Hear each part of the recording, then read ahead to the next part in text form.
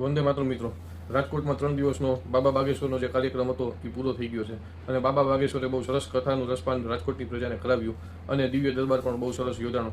પણ આ 3 દિવસના કાર્યક્રમમાં જે ક્ષતિ મને પાછી દેખાણી એ હું આપ લોકોની સામે રજૂ કરું છું કે જે મુખ્ય આયોજક કમિટી અને જે યજમાનો હતા એ લોકો ના કાર્યકર્તા હાર્ડલી 15-20 જેવા હશે અંદાજિત. એના સિવાય બીજા કોઈ કાર્યકર્તાઓ ને એ લોકોએ સ્ટેજ પર કે સ્ટેજથી નજીક ક્યાંય આવવા દીધા ન હતા. જ્યારે આયોજક કમિટી એમ કીધું કે હજારો કાર્યકર્તા છે, તો એવું કંઈ હતું નહીં. અને જે 100-125 જેટલા બજરંગ દળ અને વિશ્વ હિન્દુ પરિષદના કાર્યકર્તાઓ સ્વયંસેવક તરીકે ત્યાં પોતાની આસ્થાથી સેવા આપવા આવેલા હતા, કે જે લોકો પ્રભુ શ્રી રામ ભક્ત હનુમાનજી મહારાજ અને બાબા બાગેશ્વરમાં પોતાની આસ્થાથી આવેલા હતા, એ લોકો સાથે ત્યાં ઘણો બધો અન્યાય થયો છે જે મેં જોયું છે. અને કોમન પબ્લિક કે જે આપણે કોઈ રાજકીય પંડાલ હોય તો એમાં પણ કોમન પબ્લિક સાથે જે દુર્વ્યવહાર નથી થતો એવો દુર્વ્યવહાર કે જે અહીંયા પોતાની આસ્થાથી આવેલા હતા અને દર્શન કરવા આવેલા ભક્તો હતા, એ લોકો સાથે આ આયોજક કમિટીના બાઉન્સરો અને એના સભ્યો દ્વારા જે દુર્વ્યવહાર કરવામાં આવેલો છે એ બહુ નિંદનીય અને દુઃખદ વાત કહેવાય, કે જેને હું સખત શબ્દોમાં વખોડી કાઢું છું. કે આવા કાર્યક્રમ જો તમારે કરવા હોય તો તમને ક્યાં કોઈ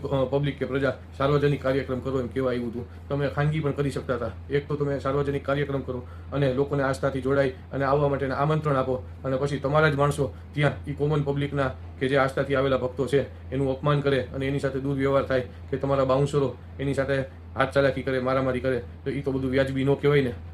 કે જે દરેક પબ્લિક સમજી શકે છે કે હવે આવા જો ભવિષ્યમાં ક્યાંય કાર્યક્રમ થાય તો પબ્લિક આસ્થાથી આવતા હશે તો પણ વિચારશે કે અહીંયા જવું કે નહીં. અને જે કાર્યકર્તાઓ સ્વયંસેવક તરીકે આવ્યા હતા, કે જેને કોઈ 3 દિવસના કંઈ પગાર ઉપર રાખ્યા નહોતા, પણ એક પગારદાર માણસો કરતાં પણ એ લોકો સાથે દુર્વ્યવહાર થયો, કે એ લોકો પણ હવે મને એવું લાગે છે કે બીજી વાર આવતા અને સેવા આપતા વિચાર કરશે કે અહીંયા સેવા આપવા આવી રીતે હોય કાર્યક્રમ તો જવાય કે નહીં. કારણ કે વિશ્વ હિન્દુ પરિષદ છે એ સર્વોપરી આવે. સૌરાષ્ટ્ર સનાતન સમિતિ છે એ વિશ્વ હિન્દુ પરિષદથી ઉપર ન કહેવાય, એનાથી નીચે કહેવાય. અને એના જ કાર્યકર્તાઓ સાથે આવો દુર્વ્યવહાર કરવો એ બહુ નિંદનીય વસ્તુ કહેવાય, કે જે આયોજક કમિટી અને મુખ્ય યજમાને વિચારવાની જરૂર છે. એ તમામ કાર્યકર્તાઓને બોલાવી અને પ્રોત્સાહન આપવાની જરૂર છે, એ લોકોને બિરદાવવાની જરૂર છે. બાબા બાગેશ્વરની પણ એ ભૂલ હતી કે એને એક કાર્યકર્તાને એમને મળી અને એક સેલ્ફી લેવાની ઈચ્છા હતી જે એની પૂરી ન થઈ. એ પણ એક દુઃખદ વાત છે, કારણ કે સિદ્ધ પુરુષો સમજી શકે છે કે ગમે એટલું તપ અને પુણ્ય હોય પણ જો કોઈનું મન દુભાઈને હાઈ લાગી જાય તો કોઈ તપ કે કોઈ પુણ્ય ક્યાંય કામમાં આવતા નથી. એટલે આ બાબત માટે પણ એક ગંભીરતાથી વિચાર કરવો જોઈએ. કારણ કે એક શ્રદ્ધાળુએ બાબા બાગેશ્વરને આવીને જાહેરમાં ફરિયાદ કરી કે કલાકોથી બેઠા છીએ અને પાસ વગર આવવા નથી દેતા, પાસ વગર જમવા નથી દેતા. તો આવી બધી સાર્વજનિક કાર્યક્રમમાં આવા પાસ ને આવા ચિઠ્ઠીના હિસાબ ન રખાય. સેવા કરવી હોય તો મન મૂકીને સેવા કરાય. બાકી કોઈ તમને ઘરે તેડવા આવતું નથી કે સાર્વજનિક કાર્યક્રમ કરો અને આવી રીતે બધાને બોલાવો ને પછી અપમાન કરો. એવા રાઇટ્સ કોઈને આપ્યા નથી. નમસ્તે.